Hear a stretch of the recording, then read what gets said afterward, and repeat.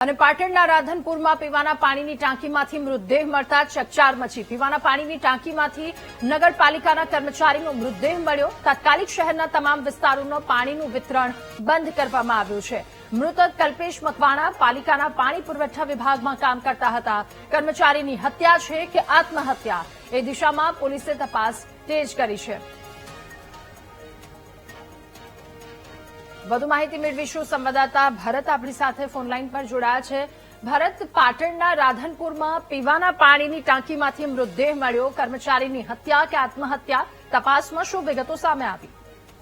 ચોક્કસથી રાધનપુર નગરપાલિકાની અંદર રોજંદા કર્મચારી તરીકે ફરજ બજાવતા કલ્પેશ શ્રીમાળી એટલે કે મકવાણા નામનો જે 32 વર્ષીય યુવાન છે તેનો અત્યારે પાણીની જે ટાંકી આવે છે, ઓવરહેડ પાણીની ટાંકી હોય છે, તેની અંદરથી તેનો મૃતદેહ મળ્યો છે અને મૃતદેહ મળવાની સાથે સમગ્ર રાધનપુર શહેરમાં ચકચાર મચી ગયો પામી છે। કારણ કે રાધનપુર નગરપાલિકાનું જે પાણી પુરવઠા વિભાગ અને વોટર વર્કર્સનો જે વિભાગ છે ત્યાં ગાડી આ કલ્પેશ મકવાણા નામનો જે 32 વર્ષીય યુવાન છે તેનો પાણીની ટાંકી અંદરથી મૃતદેહ મળતા સમગ્ર પંથકમાં ચકચાર મચી જાય છે। કારણ કે 2 લાખ લીટરની જે પાણીની ટાંકી હોય છે પાણીની ટાંકીની અંદર તેનો મૃતદેહ તડતા હાલતમાં નજરે પડતા જોવા મળ્યો હતો। તેને લઈને જે પાણી પુરવઠાના કર્મચારીઓ તેમજ નગરપાલિકાના કર્મચારીઓ ઘટના સ્થળે પહોંચી અને તેનો મૃતદેહ બહાર કાઢવામાં આવ્યો હતો અને જે સમગ્ર પાણી આખા વિસ્તારમાં પૂરું પાડવામાં આવે છે તેની અંદર તેની લાશ મળતા અત્યારે સમગ્ર રાધનપુર જે વિસ્તાર છે ત્યાં ગાડીનો પાણીનો સપ્લાય અત્યારે તો બંધ કરી દેવામાં આવ્યો છે। પરંતુ સૌથી મહત્વની બાબત છે કે કલ્પેશ